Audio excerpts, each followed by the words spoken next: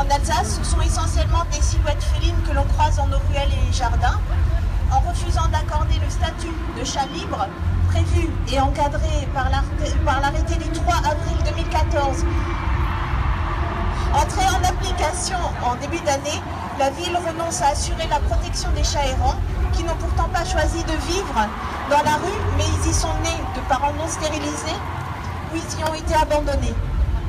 Cette protection, c'est l'éthique et le rôle des associations qui, au quotidien, prélèvent les félins pour les stériliser, castrer, identifier et les relâchent sur site quand ils ne sont pas trop en danger. Ainsi, elles luttent contre leur prolifération, en limitent les nuisances pour les riverains et s'impliquent dans une démarche de gestion durable de colonies, notamment par le suivi quotidien alimentaire et parfois vétérinaire. Il s'agit donc pour nous de promouvoir la vie et d'améliorer la cohabitation humains-animaux, chacun ayant sa place en ville comme à la campagne. Petite précision quand même, cette démarche volontaire est faite sur les fonds propres des associations. La gestion du chat errant par une fourrière privée, malgré le budget important annoncé alloué par la CUS, nous fait émettre des doutes en termes d'efficacité. La nature ayant horreur du vide, chaque chat prélevé sera vite remplacé par un chat, deux chats, une colonie. Des doutes en termes du bien-être de l'animal capturé.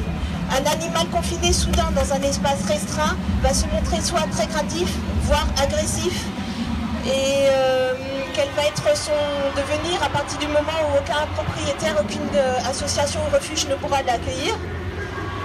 Avec quels moyens le refuge et les associations pourront-ils assurer les sorties de fourrière? Quel va être le coût du retrait des animaux identifiés au nom d'une association? Quel tarif sera appliqué pour ceux sans propriétaire reconnu?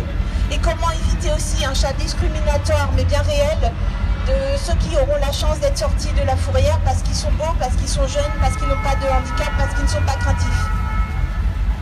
Strasbourg, capitale européenne historique, souhaiterait-elle se retirer de la dynamique nationale et internationale de reconnaissance et protection de ces êtres doués de sensibilité, à l'inverse de pas mal de villes françaises, de la Belgique et même Madrid, où l'euthanasie des animaux errants est désormais interdite depuis peu, de l'Allemagne, où c'est les SPA allemandes qui gèrent les colonies et les chats errants, ou encore de l'Italie, à savoir qu'à Rome, le chat errant fait partie du patrimoine historique reconnu comme tel. Pourquoi ne pas inscrire l'Eurométropole dans ce mouvement exemplaire d'intégration de l'animal en ville?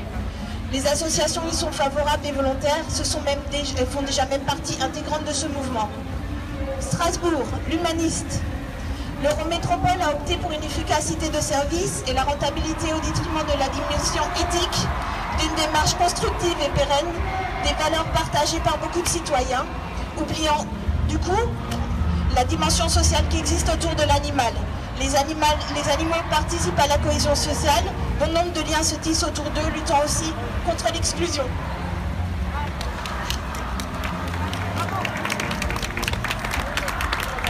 Je finirai juste par ne pas oublier que les animaux sont valorisants, ils donnent l'occasion d'une activité responsable, citoyenne, pédagogue. Quel sens donner désormais aux démarches de sensibilisation auprès des enfants dans leur apprentissage du respect de l'autre, du plus petit, plus fragile, en l'occurrence l'animal? Quel sens donner aux démarches de sensibilisation et au travail des associations en matière de protection animale et de lutte contre les abandons? Je passe le relais à Jeff, président de Katmandou. Donc Jeff, président de Katmandou.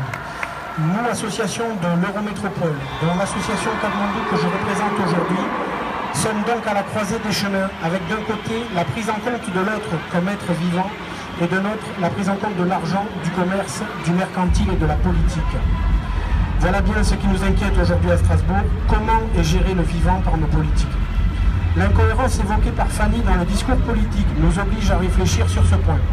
En janvier dernier, la ville convie les associations de la cause animale à une réunion pour la mise en place de groupes de travail sur le thème de l'animal en milieu urbain. Avec effet d'annonce, passage dans les journaux locaux, Monsieur Bougrain-Dubourg en tête d'affiche. Quelques jours plus tard, l'Eurométropole ouvre son marché public de gestion de la fourrière animale. Pour notre deuxième rencontre, prévue en mai, celle-ci est tout simplement annulée, alors qu'elle devait avoir lieu 15 jours après l'attribution de la gestion de la fourrière animale à une société privée. Elle devait avoir lieu car elle a été reportée. Dans ces conditions, peut-on faire réellement confiance à l'Eurométropole lorsque celle-ci annonce se préoccuper du bien-être des animaux en ville? L'Eurométropole se portera-t-elle garante en termes de contrôle si un accord entre la société privée et les associations locales devait être conclu concernant la gestion des chats libres de la capitale européenne? Nous attendons donc un signe fort de la part de la municipalité et de l'Eurométropole envers les associations de protection animale qui œuvrent quotidiennement auprès d'êtres vivants.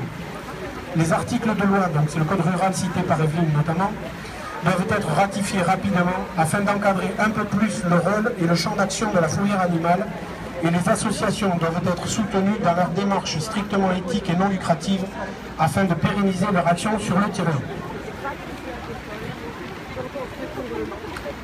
Nous sommes donc en attente d'une rencontre avec nos élus afin d'échanger de vive voix sur les modalités de cette action qui répondrait alors à leurs préoccupations politico-électorales de, je cite, la place de l'animal en milieu urbain, mais surtout qui répondrait à notre préoccupation d'être humains responsables, celle du devenir des animaux libres de l'Eurométropole. Je rappellerai enfin à nos élus que s'ils l'avaient souhaité, nous aurions été très heureux de leur parler de notre quotidien auprès d'êtres vivants formidables, de leur montrer à quoi ressemblait une colonie et d'évoquer enfin les pièges à éviter en termes de gestion des chats en ville par exemple. Le chat est un animal territorial, le chasser en amène un nouveau qui prend sa place, un peu comme les politiques finalement. Pire, en le retirant tout simplement de l'équation, les désagréments auprès de la population n'en seront que plus importants. Problème des chats non castrés qui vont se battre pour le territoire et les femelles, prolifération à venir car non stérilisation des chats qui errent en ville, les problèmes olfactifs avec l'odeur d'urine, les problèmes de poubelles saccagées, etc. Tout ceci peut être enrayé en laissant les associations poursuivre leurs objectifs et en les encourageant en ce sens. Alors mesdames et messieurs les politiques, à vos agendas, nous n'attendons plus que vous.